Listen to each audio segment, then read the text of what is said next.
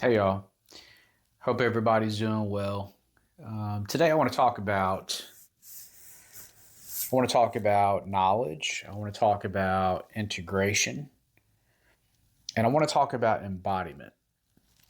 Most men wear masks. My name is Every Eric single Wayne day Wade. without I even meet with realizing men it. just like you every week to break the silence, unmask, and embrace vulnerability to rise into the men we were created to be.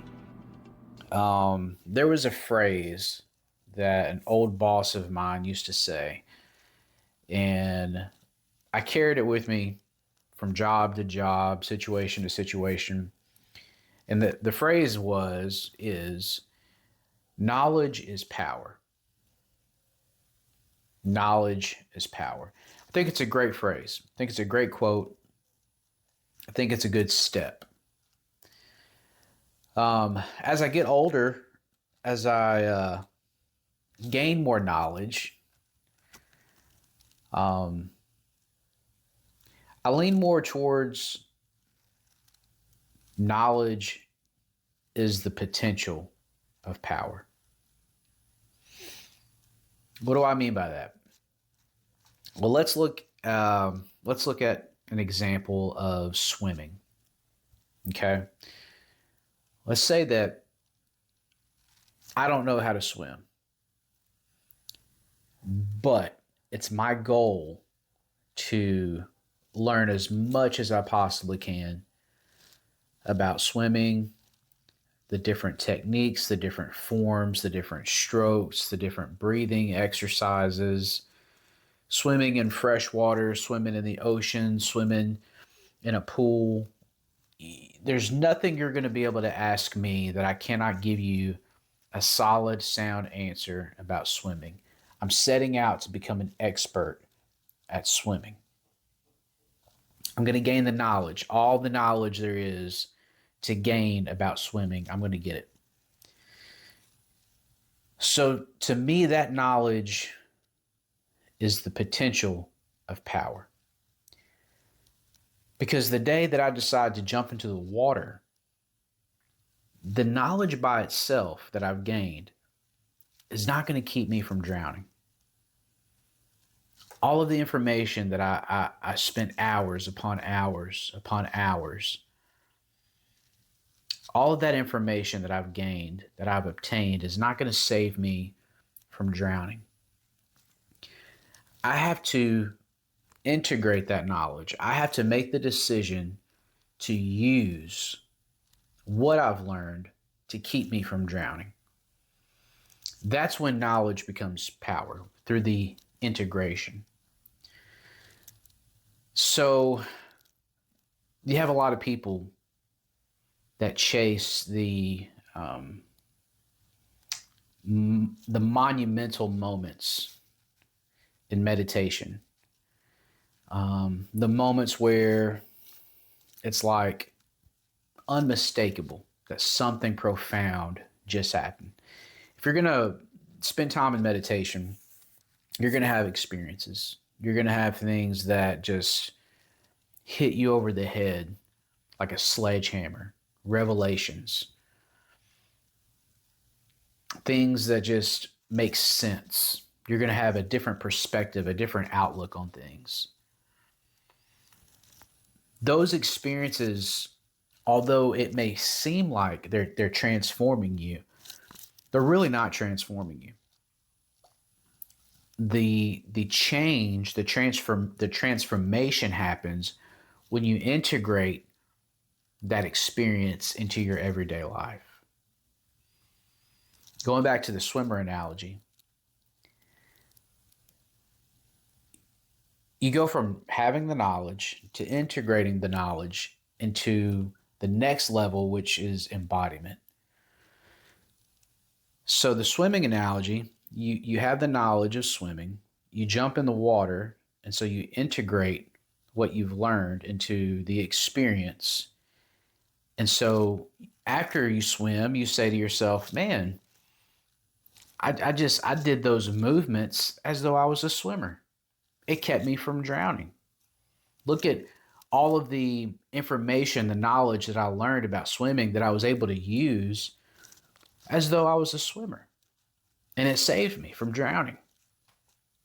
Now, embodiment happens when you become what you're doing.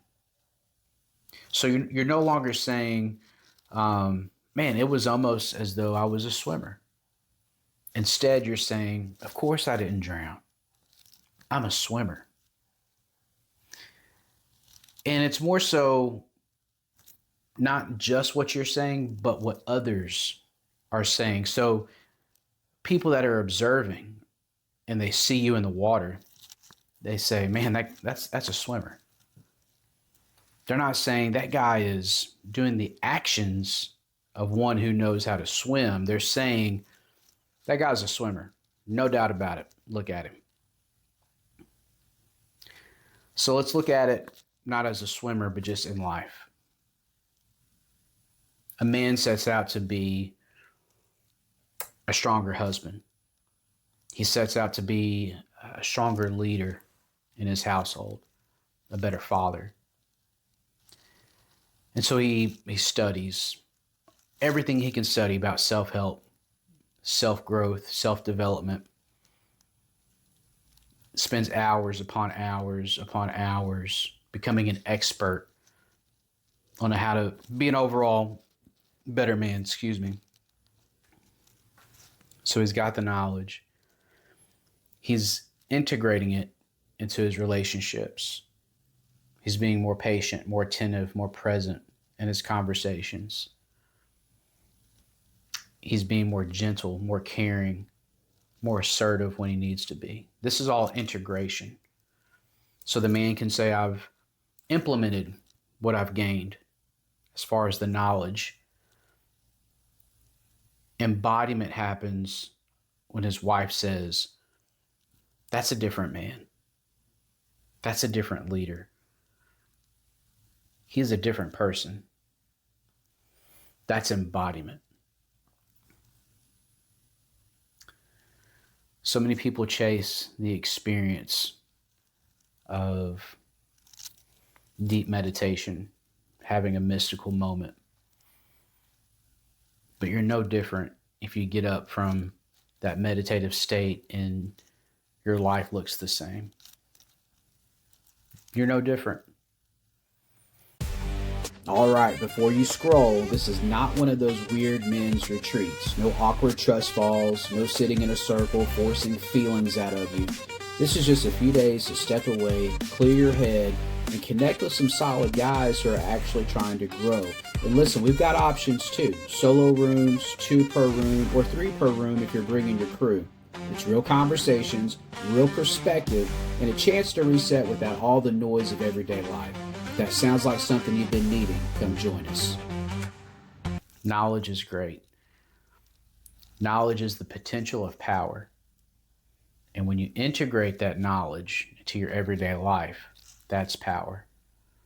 And when you embody that integration and you become what you've set out to be, you are. You're no longer trying, you are. That's embodiment, and that is transformation. There's an old proverb. It says, light a candle instead of cursing the darkness. Something like that. Light a candle instead of cursing the darkness. Integration is acknowledging. It's kind of the awareness phase.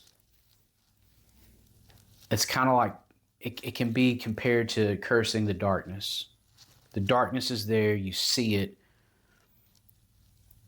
and you're trying to go against it. You're trying to overcome what that obstacle is.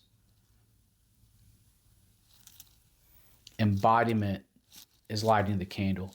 You're no longer focused on the opposition. You're just living. You're being what you've set out to become. I see a lot of energy. I see a lot of energy wasted on going against the opposition. cursing the darkness. Man, how much more of an impact can you make, can we make collectively if instead of cursing the darkness and staying in that integrated state to where we light a candle and we move, we operate, and we live in that embodiment state. That's really all I have for today. I've been on vacation, so I've been out for a few days, but I'm back.